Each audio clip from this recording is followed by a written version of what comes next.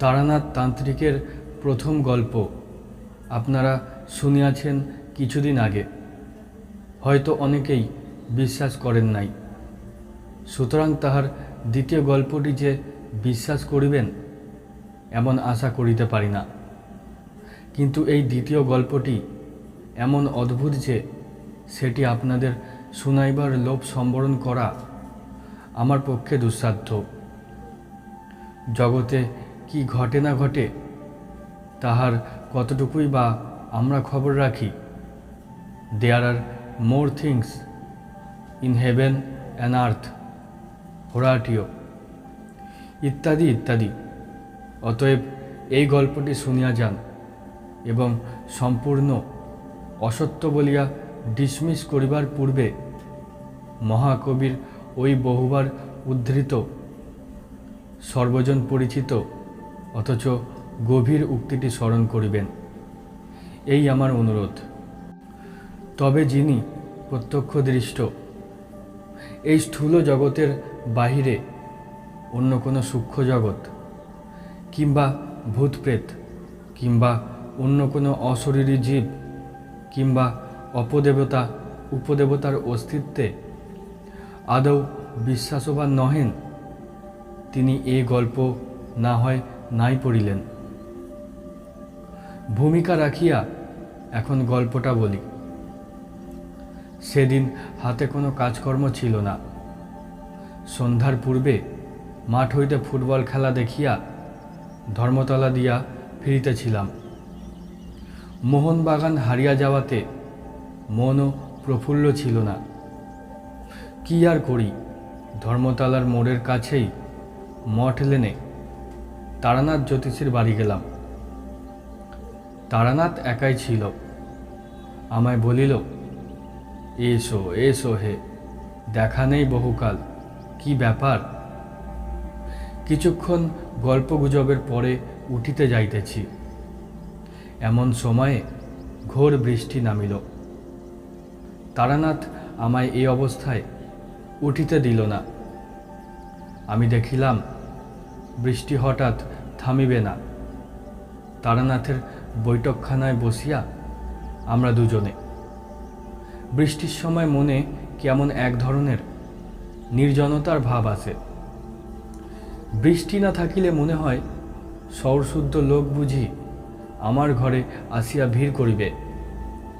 কেহ না আসিলেও মনের ভাব এইরূপ থাকে। কিন্তু বৃষ্টি নামিলে মনে হয় এ বৃষ্টি মাথায় কেহই আসিবে না। সুতরাং আমার ঘরে আমি একা। তারানাথের ঘরে বসিয়াও সেদিন মনে হইল আমরা দুজনে ছাড়া সারা কলিকাতা শহরে যেন কোথাও কোনো লোক নাই। সুতরাং মনের ভাব বদলাইয়া গেল। এদিকে সন্ধ্যাও নামিল। জীবনের অদ্ভুত ধরনের অভিজ্ঞতার কাহিনী বলিবার ও শুনিবার প্রবৃত্তি উভয়েই জাগিল। ঘোর বৃষ্টিমুখর আষাঢ় সন্ধ্যায় আমরা মোহনবাগানের শোচনীয় পরাজয়, ল্যাংড়া আম অতিরিক্ত সস্তা হওয়ার ব্যাপার, চৌরঙ্গীর মোড়ে ও বেলাকার বাস দুর্ঘটনা প্রভৃতি নানারূপ কথা বলিতে বলিতে হঠাৎ কোন সময় নারী প্রেমের প্রসঙ্গে আসিয়া পড়িলাম। তারানাথ বেশ বড় জ্যোতিষী ও তান্ত্রিক হইলেও সুখদেব যে নয় বা কোনো কালে ছিল না, এ কথা পূর্বের গল্পটিতে বলিয়াছি। আশা করি তাহা আপনারা ভোলেন নাই। নারীর সঙ্গে সে যে বহু মেলামেশা করিয়াছে এ কথা বলাই বাহুল্য। সুতরাং তাহার মুখ হইতেই এ বিষয়ে কিছু রসালো অভিজ্ঞতার কথা শুনিব, এরূপ আশা করা আমার পক্ষে সম্পূর্ণ স্বাভাবিকই ছিল। কিন্তু তাহার পরিবর্তে সে এ সম্বন্ধে যে অসাধারণ ধরনের অভিজ্ঞতার কাহিনীটি বর্ণনা করিল, তাহার জন্য সত্যই বলিতেছি আদৌ প্রস্তুত ছিলাম না। আর একটা কথা, তারানাথকে দেখিয়া বা তাহার মুখে কথা শুনিয়া আমার মনে হইয়াছিল একটা কি ঘোর দুঃখ মনে সে চাপিয়া রাখিয়াছে। অনেকবার তন্ত্রশাস্ত্রের কথাবার্তা বলিতে গিয়া যেন কি একটা বলি বলি করিয়াও বলে নাই। আজ বুঝিলাম তারানাথের তান্ত্রিক জীবনের অনেক কাহিনী সে আমার কাছে কেন কাহারও কাছে বলে নাই। হয়তো সেগুলি ঠিক বলিবার কথাও নহে, কারণ সে কথা বলা তাহার পক্ষে কষ্টকর স্মৃতির পুনরুদ্বোধন করা মাত্র।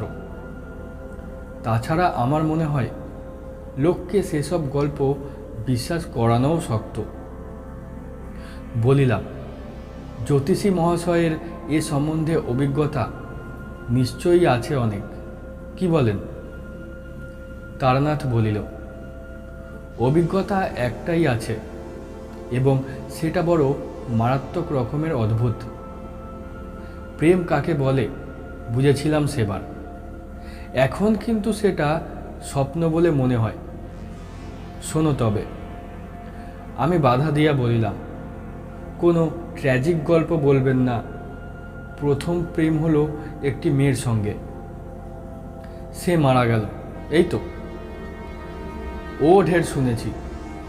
তারানাথ হাসিয়া বলিল, ঢের শোনোনি, শোনো, কিন্তু বিশ্বাস যদি না করো তাও আমায় বলবে। এরকম গল্প বানিয়ে বলতে পারলে একজন গল্প লেখক হয়ে যেতুম হে। দু একজন নিতান্ত অন্তরঙ্গ বন্ধু ছাড়া এ কথা কারো কাছে বলিনি।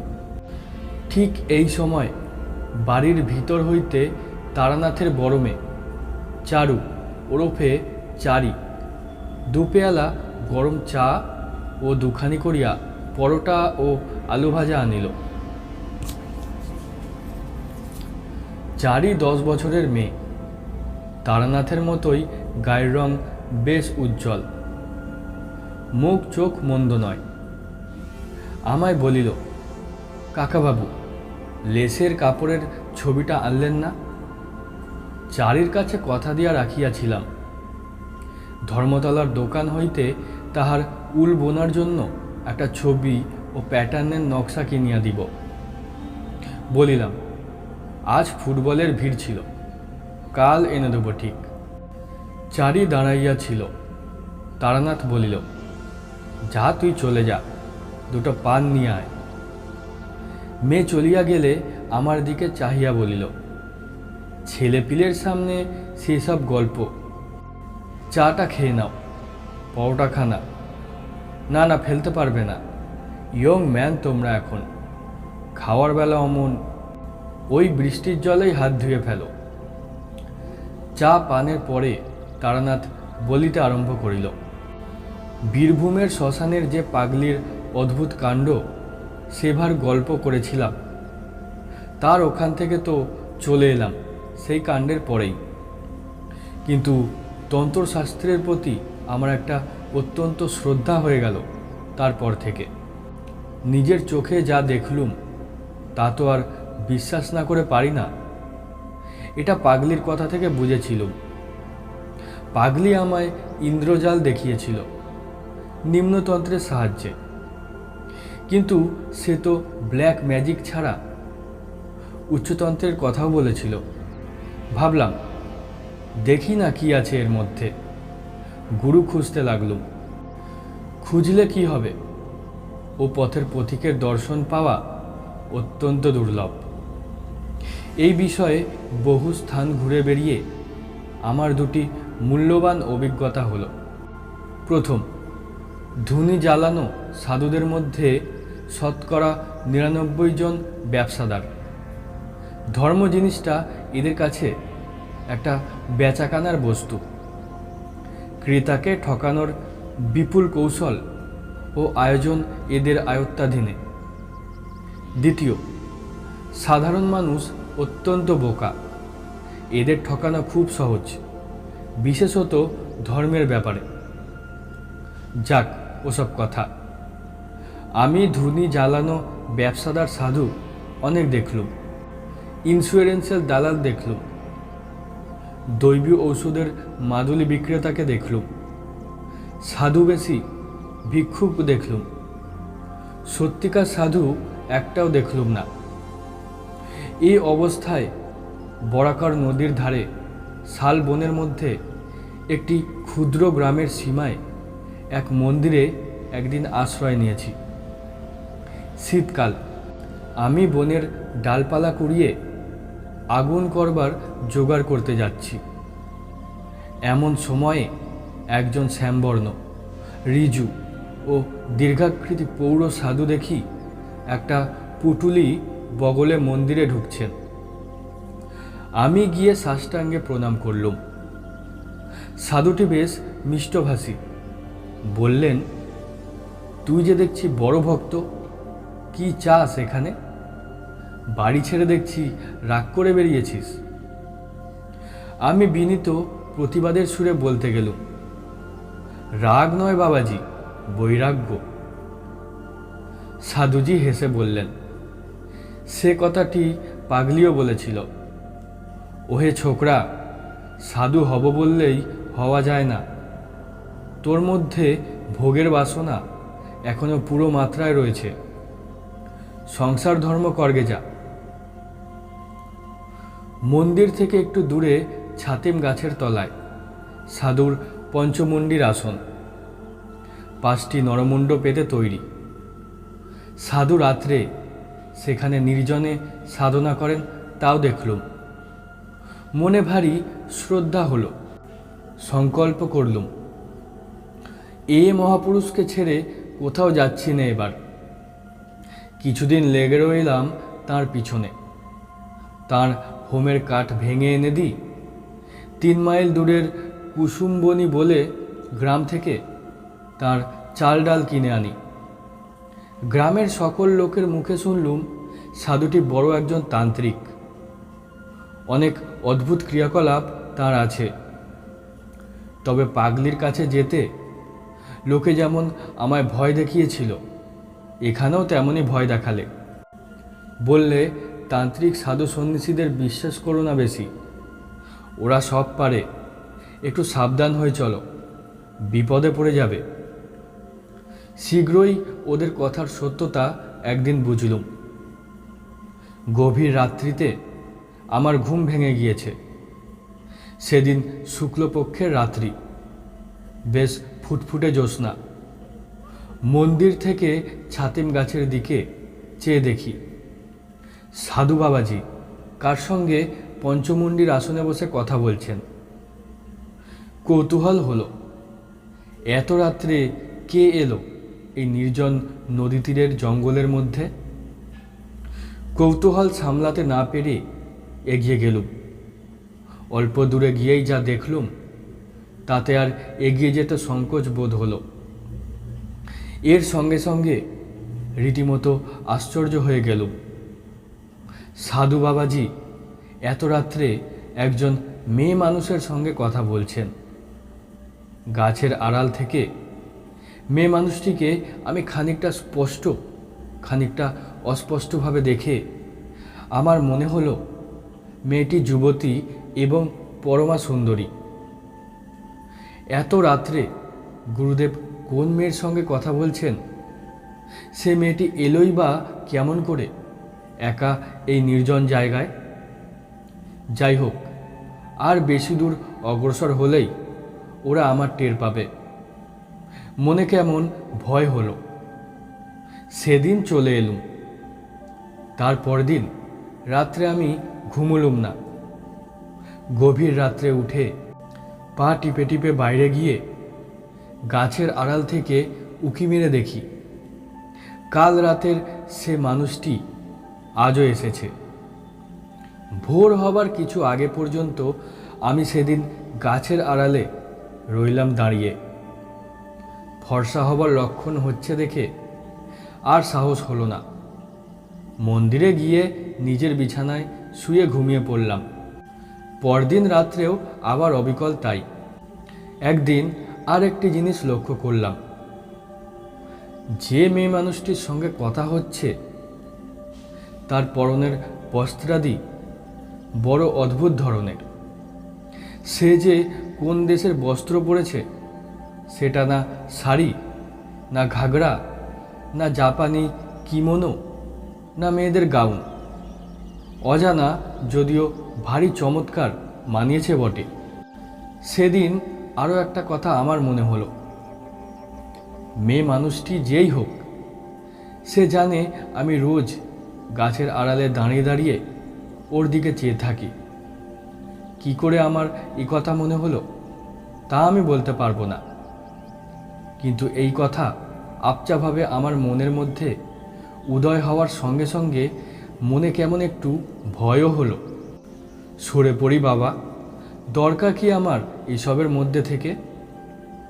কিন্তু পরদিন রাত্রে এক সময়ে আর শুয়ে থাকতে পারলাম না।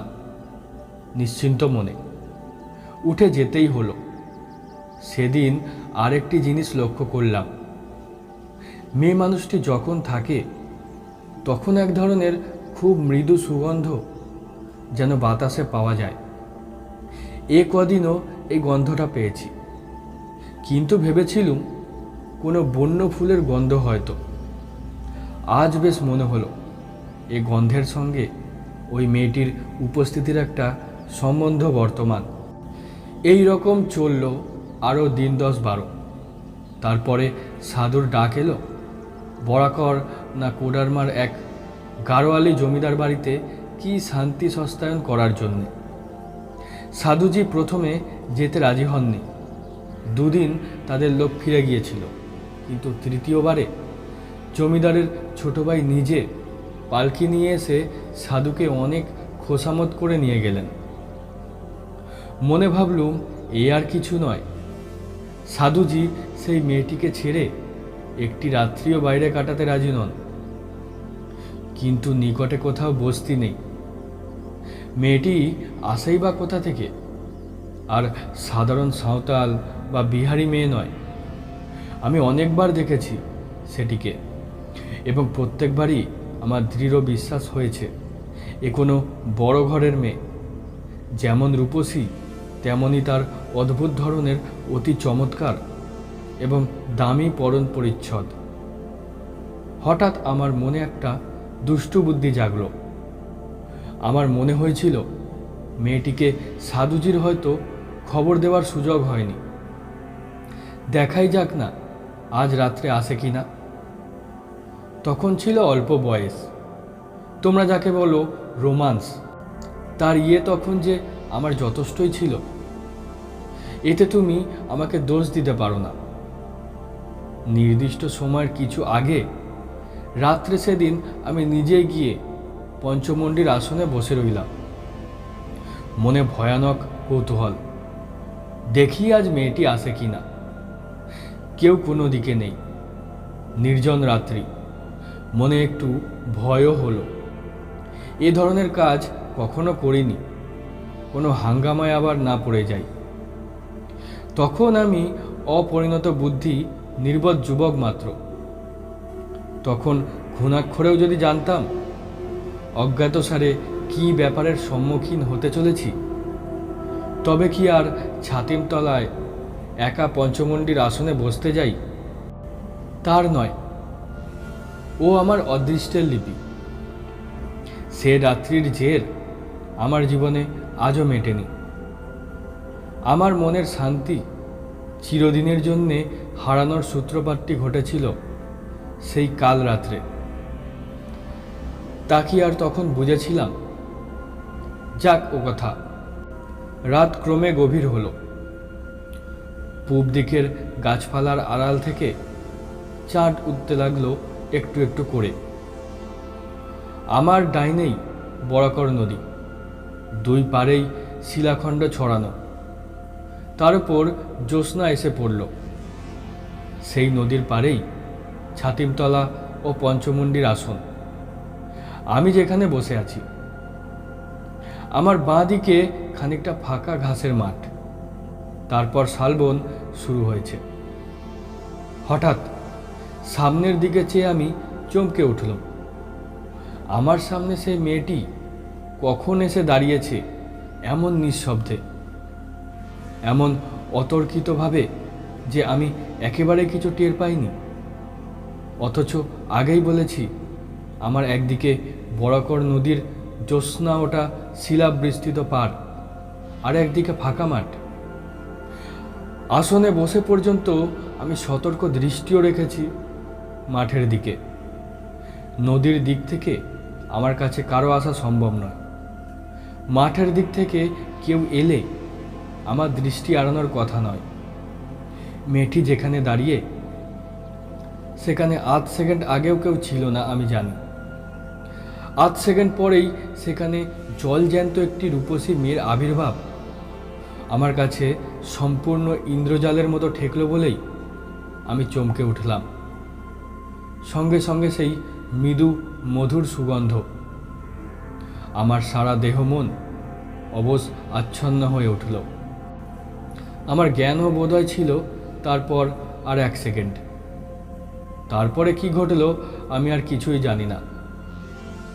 যখন আমার আবার জ্ঞান ফিরে এলো তখন ভোর হয়েছে। উঠে দেখি সারা রাত সেই পঞ্চমন্ডির আসনেই আমি অজ্ঞান হয়ে পড়েছিলাম। নৈশ শীতল বায়ুতে বাইরে সারা রাত পড়ে থাকার দরুন গায়ে ব্যথা হয়েছে, গলা ভার হয়েছে। উঠে ধীরে ধীরে মন্দিরে চলে এলাম। এসে আবার শুয়ে পড়লাম। আমার মনে হলো আমার জ্বর হবে, শরীর এত খারাপ। পরদিন সারাদিন কিছু না খেয়ে শুয়েই রইলাম আর কেবলই কাল রাত্রের কথাটা ভাবি। মেয়েটি কে? কি করে অমন নিঃশব্দে অতর্কিতে ওখানে এলো? এ তো একেবারে অসম্ভব। অসামান্য রূপসী যে মেয়েটি অজ্ঞান হয়ে পড়বার পূর্বে ওই কয়েক সেকেন্ডের মধ্যেই তা আমি দেখে নিয়েছিলাম। আমি অজ্ঞান হয়ে পড়লামই বা কেন? এরও তো কোনো যুক্তিসঙ্গত কারণ খুঁজে পেলাম না। অথচ সেই কথা নিয়ে মনের মধ্যে তোলাপাড়া করাও সারাদিন আমার ঘুচল না। বিকেলের দিকে সাধু বাবাজি গাড়োয়ালি জমিদার বাড়ি থেকে ফিরলেন। আমার জন্য লাড্ডু, কচুরি এবং একটা মোটা সুতির চাদর এনেছেন। তার নিজের জন্যে জমিদার বাড়ি থেকে ভালো একটা পশমি আলোয়ান দিয়েছে। আমায় বললেন, শুয়ে কেন, ওঠো, জিনিসগুলো রেখে দাও। অতি কষ্টে উঠে সাধুর হাত থেকে পুটুলিটা নিলাম। তিনি আমার দিকে চেয়ে বললেন, কি হয়েছে, অসুখ বিসুখ নাকি? কিছু জবাব দিলাম না। সাধু স্নান করতে গেলেন এবং এসে জমিদার বাড়ির কাণ্ড কীরকম তারই সবিস্তারে বর্ণনা করতে লাগলেন। আমায় বললেন, তোমার কি হয়েছে বলো তো? অমন মনমরা ভাব কেন? বাড়ির জন্যে মন কেমন করছে বুঝি? বলেছি তো বাবা, তোমরা ছেলে ছোকরা, এ পথে কি নামলেই নামা যায় রে বাপু? বড় কঠিন পথ। সেই রাত্রে আমার খুব জ্বর এলো। কতদিন ঠিক জানি না, অজ্ঞান অচৈতন্য রইলাম। জ্ঞান হলেই দেখতাম সাধু শিয়রে বসে আছেন। বোধহয় তাঁরই সেবা যত্নে এবং দয়ায় সেবার ক্রমে সেরে উঠলাম।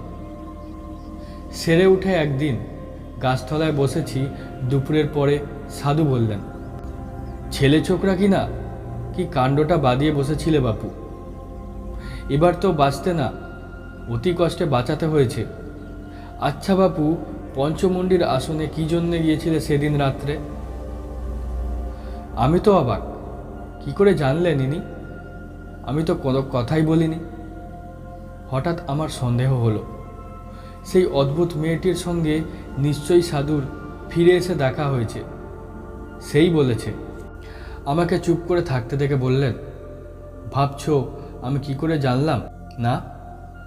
আরে বাপু, কতটুকুই বা তোমরা বোঝো আর কতটুকুই বা তোমরা জানো? তোমাদের দেখে দয়া হয়। ভয়ে ভয়ে বললাম, আপনি জানলেন কি করে? সাধু হেসে বললেন, আরে পাগল, তুমিই তো জ্বরের ঘোরে বলেছিলে ওই সব কথা, নইলে জানবো কি করে? যাক, প্রাণে বেঁচে গিয়েছো এই ঢের। আর কখনো অমন পাগলামি করতে যেও না। আমি চুপ করে রইলাম। তাহলে আমি বিকারের ঘোরে সব ফাঁস করে দিয়েছি? সেই দিন মনে মনে সংকল্প করলাম, 1-2 দিনের মধ্যেই এখান থেকে চলে যাব, শরীরটা একটু সুস্থ হয়ে উঠলেই। কিন্তু আমার ভাগ্যলিপি অন্যরকম। সাধু বাবাজিকে তার পরদিন পাহাড়ি বিচ্ছুতে কামড়ালো। তিনি তো যন্ত্রণায় অজ্ঞান হয়ে গেলেন। আমি 5 মাইল দূরবর্তী মিহিজাম থেকে ডাক্তার ডেকে আনি, তার সেবা করি, দিনরাত জেগে 3 দিন পরে তাকে সারিয়ে তুলি। দিন 10 পরে আমি একদিন বললুম, সাধুজি, আমি আর চলে যেতে চাই। সাধু বিস্মিত হয়ে বললেন, চলে যাবে? কোথায়? এখানে থেকেই বা কি হবে? আমার তো কিছু হচ্ছে না, নিচে বসে থাকা আর মন্দিরে প্রসাদে ভাগ বসানো। 2টি পেটের ভাতের লোভে আমি তো এখানে বসে নেই। সাধুজি চুপ করে গেলেন, তখন কোনো কথা বললেন না। সন্ধ্যার কিছু আগে আমায় ডেকে তিনি কাছে বসালেন, বললেন, ভেবেছিলাম এ পথে নামাবো না তোমায়, কিন্তু তুমি দুঃখিত হয়ে চলে যাচ্ছ, সেটা বড় কষ্টের বিষয় হবে আমার পক্ষে। তুমি আমার যথেষ্ট উপকার করেছ, নিজের ছেলের মতো সেবা করেছ। তোমাকে কিছু দিতে চাই। একটা কথা তার আগে বলি, তোমার সাহস বেশ আছে তো? বললুম, আজ্ঞে হ্যাঁ। এর আগেও আমি বীরভূমের এক শ্মশানে তন্ত্র সাধনা করেছি। তারপর আমি সেই শ্মশানের পাগলি ও অদ্ভুত ক্রিয়াকলাপের কথা বললাম। এতদিন পরে আজ প্রথম সাধুকে পাগলির কথা বললাম। সাধু অবাক হয়ে বললেন, সে পাগলিকে তুমি চেনো? আরে, সে যে অতি সাংঘাতিক মেয়ে মানুষ। তুমি তার হাত থেকে যে অত সহজে উদ্ধার পেয়ে এসেছ, সে কেবল তোমার পূর্বজন্মের পুণ্য। ওর নাম মাতু পাগলি, মাতঙ্গিনী ও নিম্ন শ্রেণীর তন্ত্রে ভয়ানকভাবে সিদ্ধ। ওর সংস্পর্শে গিয়ে পড়েছিলে, কি সর্বনাশ! ওকে আমরা পর্যন্ত ভয় করে চলি। কীরকম জানো? যেমন লোকে খ্যাপা শেয়াল কুকুর কি গোখরো সাপকে ভয় করে, তেমনি ও সেই জাতীয়। অসাধারণ ক্ষমতা ওর নিম্নতন্ত্রের। ওর ইতিহাস বড় অদ্ভুত, সে একদিন বলবো। কতদিন ওর সঙ্গে ছিলে? প্রায় 2 মাস। সাধুজি বললেন, যখন ওর সঙ্গে ছিলে তখন কিছু কিছু অধিকার হয়েছে তোমার। তোমাকে আমি মন্ত্র দেব, কিন্তু তুমি যুবক, তোমার মনের ভাব আমি জানি। তুমি কি জন্যে রাত্রে পঞ্চমুণ্ডির আসনে গিয়েছিলে বলো তো? আমি লজ্জায় মাথা নিচু করে রইলাম। মনের গোপনের পাপ নেই। যদি পঞ্চমুণ্ডির আসনে বসে থাকি, তবে সেই অপরিচিতা নিশা বিহারিণী রূপসীর টানে যে, এ কথা গুরুস্থানীয় ব্যক্তির কাছে স্বীকার করব কেমন করে? সেই দিন সাধু অতি অদ্ভুত ও গোপনীয় কথা আমায় বললেন, কিন্তু একটা কথা তুমি জানো না, সেটা আগে বলি। তুমি সেদিন যাকে রাত্রে ছাতিম তলায় বসে দেখেছিলে, তিনি আমার মতো দেহধারী মানুষ নন। শুনে তো মশাই আমার গা শিউড়ে উঠল। দেহধারী জীব নয় বলে কি রে বাবা? তবে কি ভূত পেতনি নাকি? সাধুজি বললেন, তোমায় এ কথা বলতাম না যদি না শুনতাম যে তুমি মাতু পাগলির সঙ্গে ছিলে। আচ্ছা, শুনে যাও। আমার গুরুদেব ছিলেন কালিকানন্দ ব্রহ্মচারী। হুগলি জেলার জেজুর গ্রামে তার মঠ ছিল। মস্ত বড় সাধক ছিলেন। কুলার্ণব আর মহাডামর এই 2 শ্রেষ্ঠ তন্ত্রে তাঁর সমান অধিকার ছিল। মহাডামর তন্ত্রের একটি নিম্ন শাখার নাম ভূত ডামর। আমি তখন যুবক, তোমারই মতো বয়স। স্বভাবতই আমার ঝোঁক গিয়ে পড়ল ভূত ডামরের উপর। গুরুদেব আমার মনের গতি বুঝতে পেরে ও পথ থেকে ফেরাবার যথেষ্ট চেষ্টা করেছিলেন। কিন্তু তাই কি হয়? অদৃষ্ট লিপি তবে আর বলেছে কাকে? এই তোমার যেমন। আমি বললাম, ও পথ থেকে ফেরাতে চেষ্টা করেছিলেন কেন? ও পথ প্রলোভনের পথ। বিপদের পথ। ভূত ডামর তন্ত্র নানা প্রকার, অশরীরী উপদেবীদের নিয়ে কারবার করে। তন্ত্রের ভাষায় এদের সাধারণ নাম যোগিনী।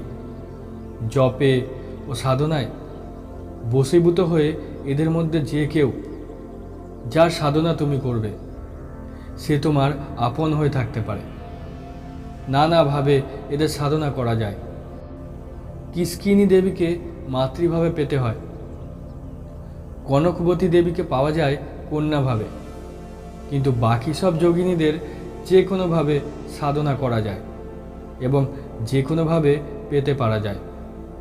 এই সব যোগিনীদের কেউ ভালো, কেউ মন্দ। এদের জাতি নেই, বিচার নেই, ধর্ম নেই, কোনো গণ্ডি বা বাধ্যবাধকতার মধ্যে এরা আবদ্ধ নন। ভূত ডামরে এই সাধনার ব্যাপারে বলে দেওয়া আছে।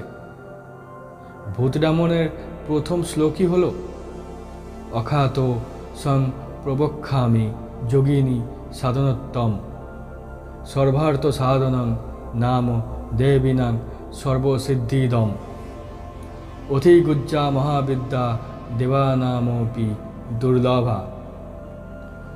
তুমি সেদিন যাকে দেখেছিলে তিনি এইরকম একজন জীব। তোমার সাহস থাকে সে মন্ত্র আমি তোমায় দেব, কিন্তু আমার যদি নিষেধ শোনো তবে এ পথে নেমো না। এতটা বলে সাধুজি ভালো করেননি।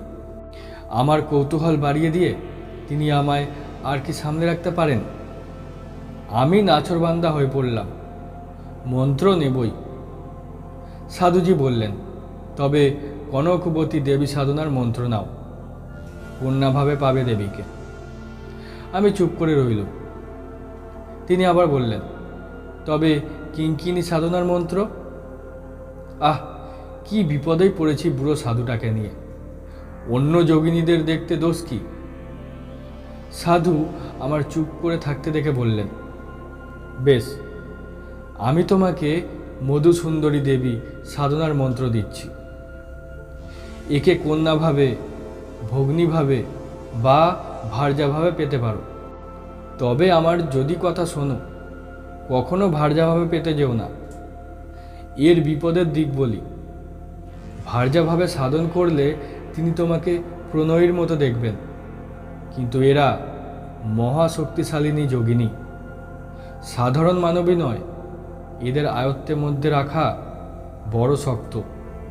হয় তোমাকে পৃথিবীর মধ্যে সর্বাপেক্ষা সুখী মানুষ করে রাখবে, নয়তো একেবারে উন্মাদ করে ছেড়ে দেবে।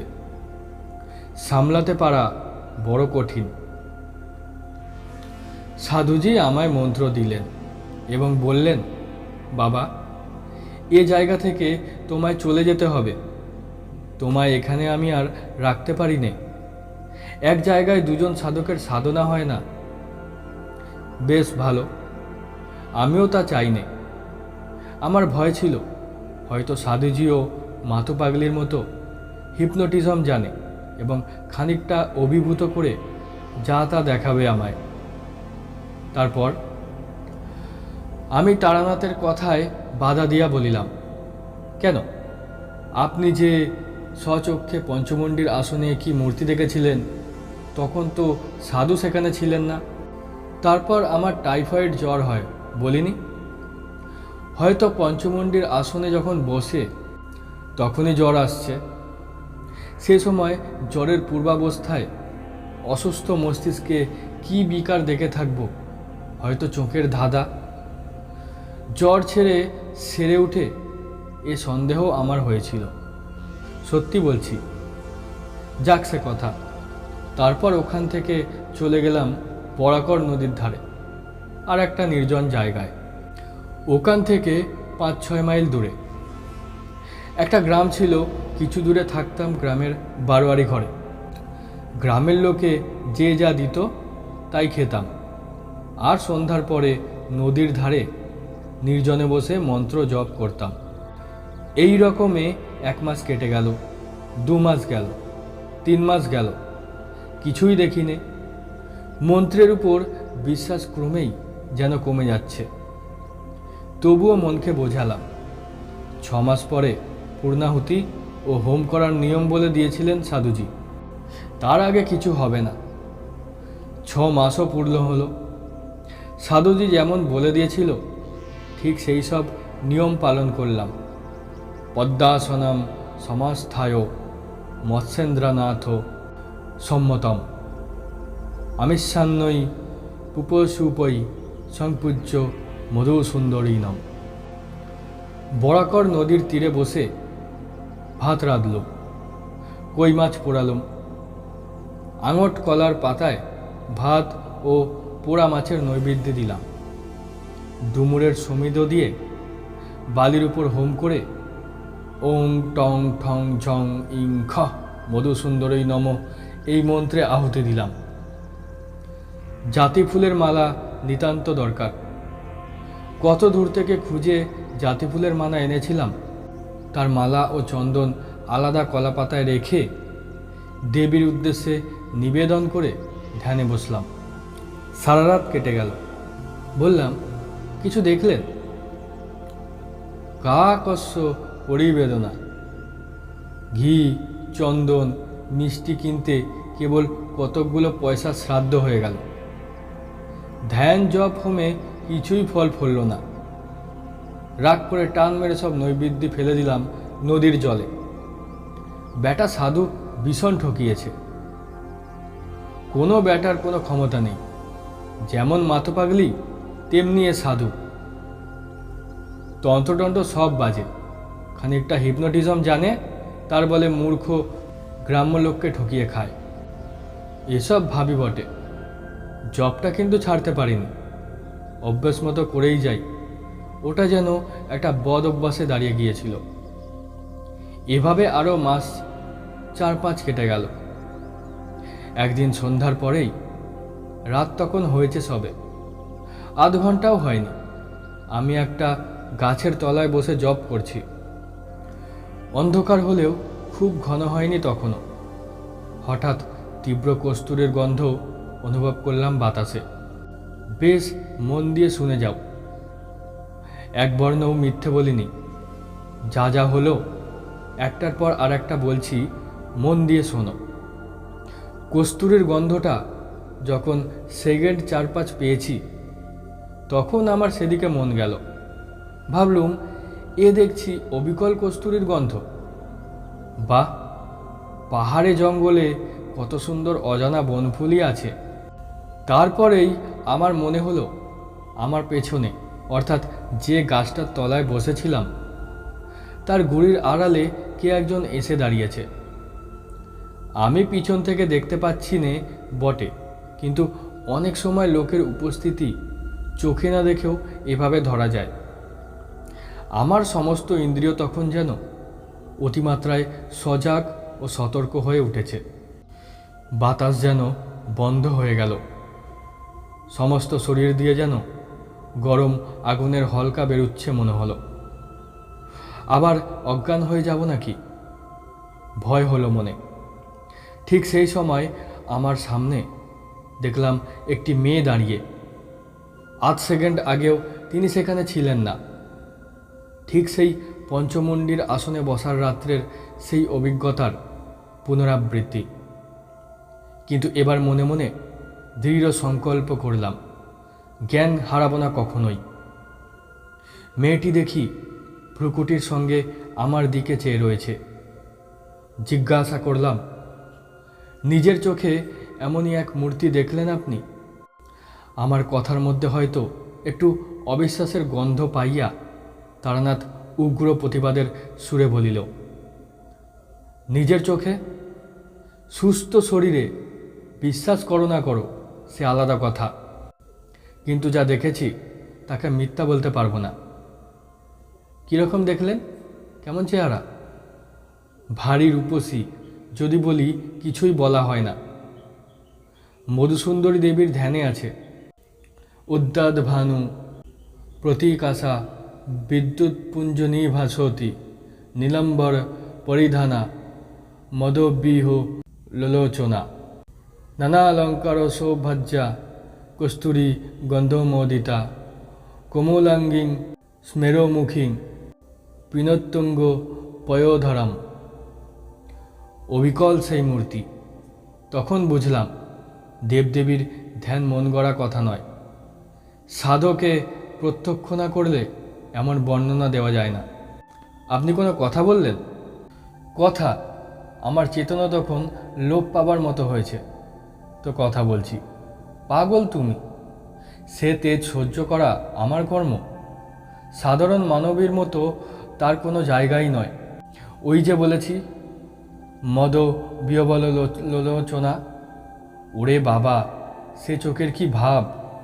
ত্রিভুবন জয় হয় সে চোখের চাউনিতে। আমি অধীর হইয়া বলিলাম, বর্ণনা রাখুন, কি কথা হলো বলুন। কথাবার্তা যা হয়েছিল সব বলার দরকার নেই। মোটের উপর সেই থেকে মধুসুন্দরী দেবী প্রতি রাত্রে আমায় দেখা দিতেন। নদী তীরের সেই নির্জন জায়গায় তাকে চেয়েছিলাম প্রিয়ারূপে। বলাই বাহুল্য, সাধুর কথা কে শোনে?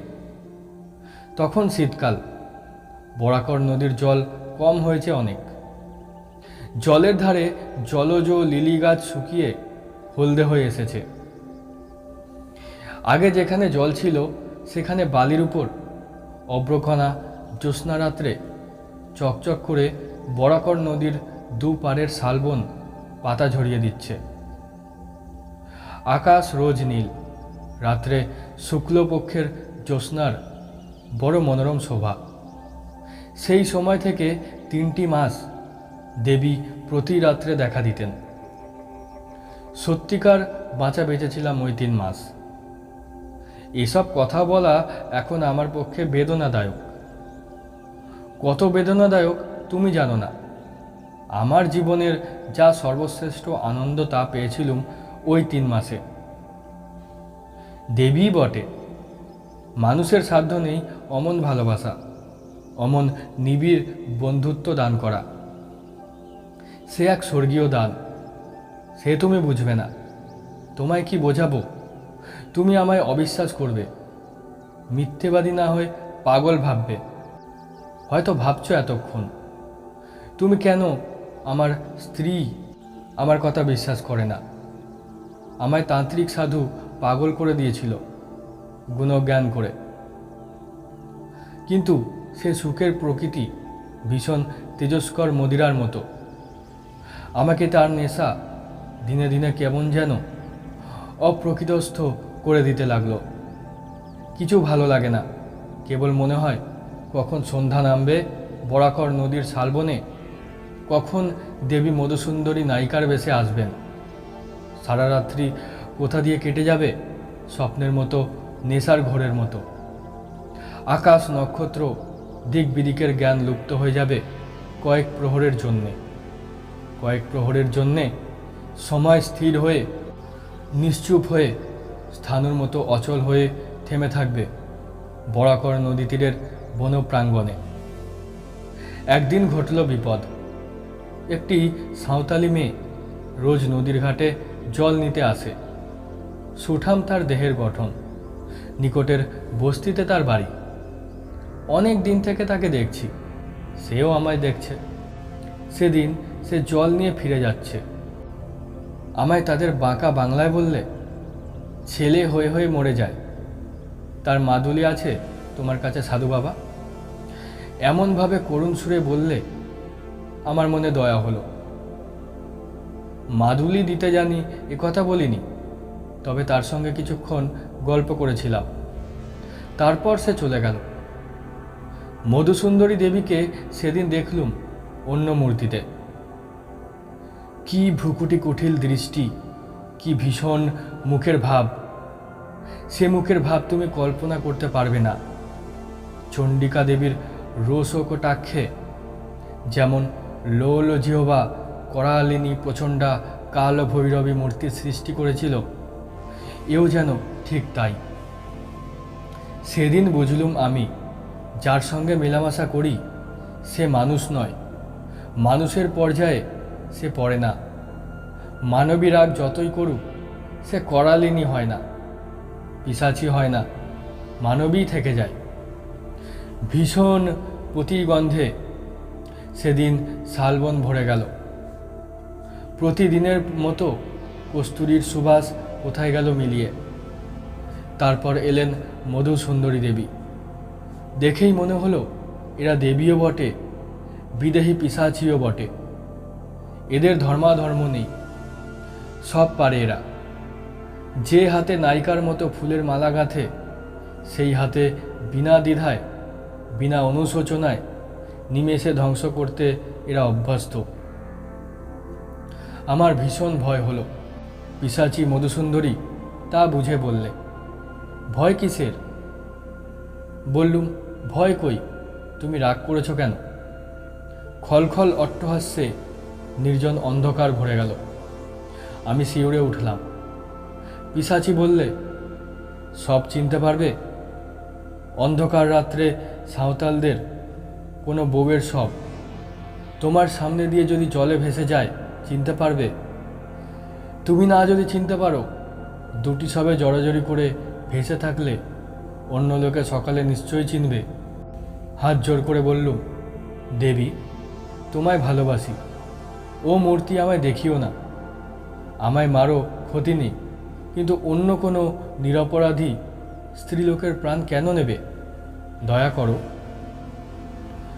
বহু চেষ্টায় প্রসন্ন করল। তখন আবার যে দেবী সে দেবী। বললেন, সেই সাঁওতালের মেয়ের মূর্তিতে আমায় দেখতে চাও? সেই মূর্তিতে এখনই দেখা দেব।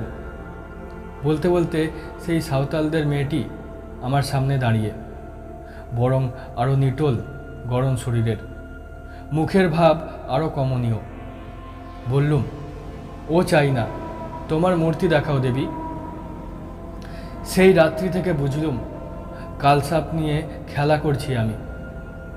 গুরুদেব বারণ করেছিলেন এই জন্যেই, হয়তো একদিন মরব এর হাতেই। সাপুরে সাপ খেলায় মন্ত্রে, আবার বেকায়দার পড়লে সাপের ছোবলেই মরে। এভাবে বেশি দিন কিন্তু ছিল না। কিছুদিন পরে পিশাচি মূর্তি ভুলে গেল দেবীর অনুপম প্রেমে ও মধুর ব্যবহারে।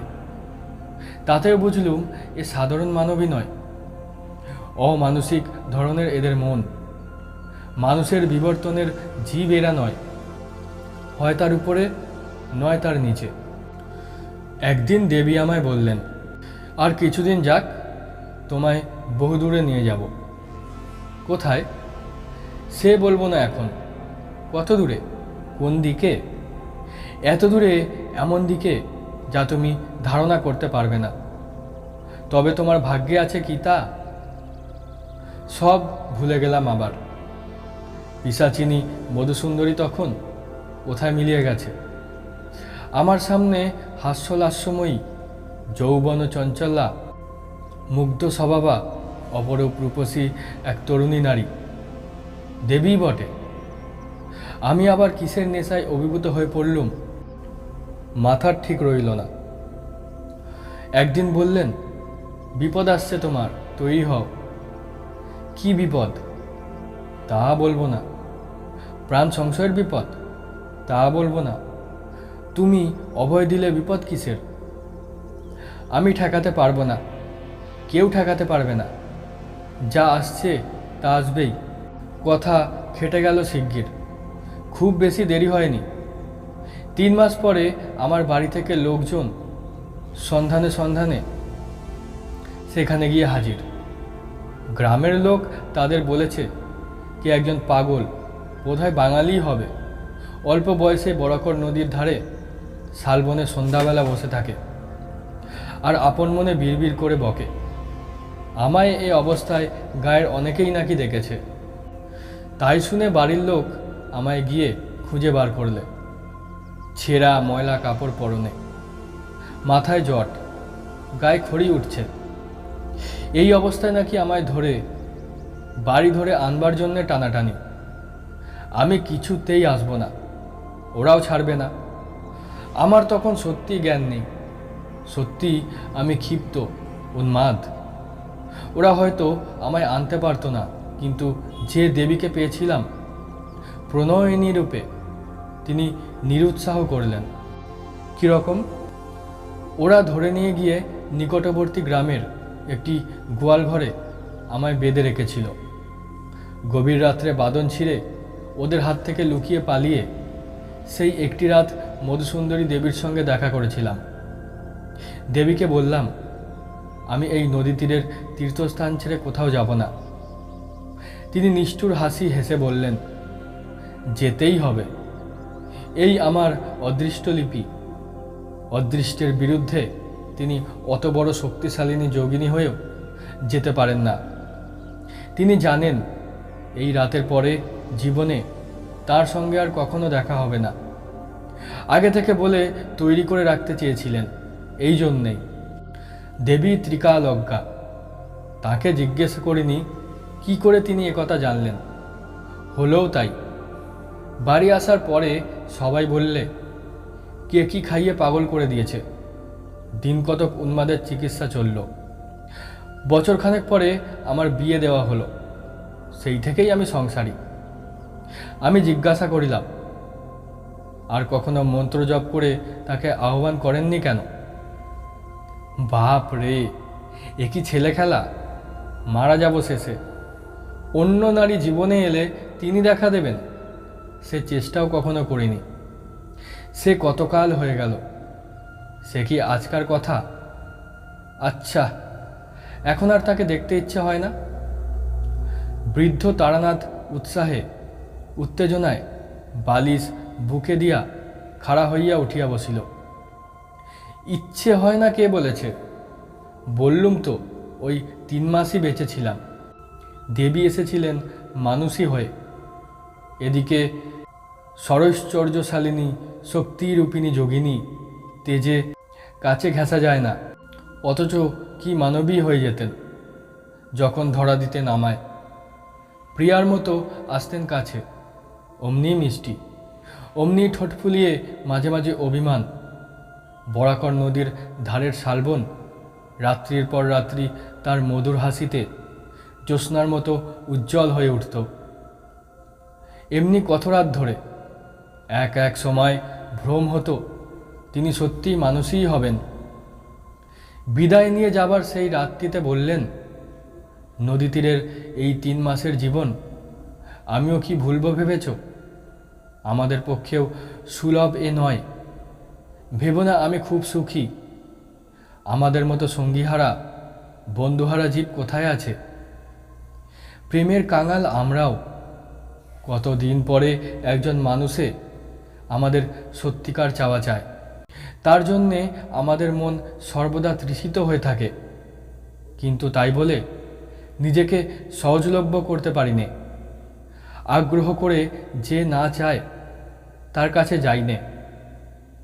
সে আমার প্রেমের মূল্য দেবে না, নিজেও আনন্দ পাবে না, যা কিনা পাওয়া যায় বহু চেয়ে পাওয়ার পরে। কিন্তু আমাদের অদৃষ্টলিপি কোথাও চিরদিন থাকতে পারি না। কি না কি ঘটে যায়, ছেড়ে চলে যেতে হয় অনিচ্ছা সত্ত্বেও। কজন আমাদের ডাকে, কজন বিশ্বাস করে। সুখী ভেব না আমাকে। বলিলাম, এত যদি সুখের ব্যাপার, তবে আপনি ভয়ঙ্কর বলেছিলেন কেন আগে? ব্যাপার ভয়ঙ্কর এই জন্যে যে আমার সারা জীবনটা মাটি হয়ে গেল ওই 3 মাসের সুখ ভোগে। কোনো দিকে মনই দিতে পারি না। মধ্যে তো দিন কতক উন্মাদ হয়ে গিয়েছিলাম, বিয়ের পরেও। তারপর সেরে সামলে উঠে এই জ্যোতিষের ব্যবসা আরম্ভ করে যা হয় একরকম। সেও দেবেরই দয়া। তিনি বলেছিলেন, জীবনে কখনো অন্য কষ্টে আমায় পড়তে হবে না। পড়তে কখনো হয়নি, কিন্তু ওতে কি আর আনন্দ দেয় জীবনে? তারানাথ গল্প শেষ করিয়া বাড়ির ভিতরে যাইবার জন্য উঠিল। আমিও বাহির হইয়া ধর্মতলার মোড়ে আসিলাম। এত অদ্ভুত অবাস্তব জগৎ হইতে বিংশ শতাব্দীর বাস্তব সভ্যতার জগতে আসিয়া যেন হাঁপ ছাড়িয়া বাঁচিলাম। যতক্ষণ তারানাথ গল্প বলিয়া ছিল, ততক্ষণ ওর চোখ মুখের ভাবে ও গলার স্বরে গল্পের সত্যতা সম্বন্ধে অবিশ্বাস জাগে নাই। কিন্তু ট্রামে উঠিয়াই মনে হইল, কি মনে হইল তাহা নাই বা বলিলাম।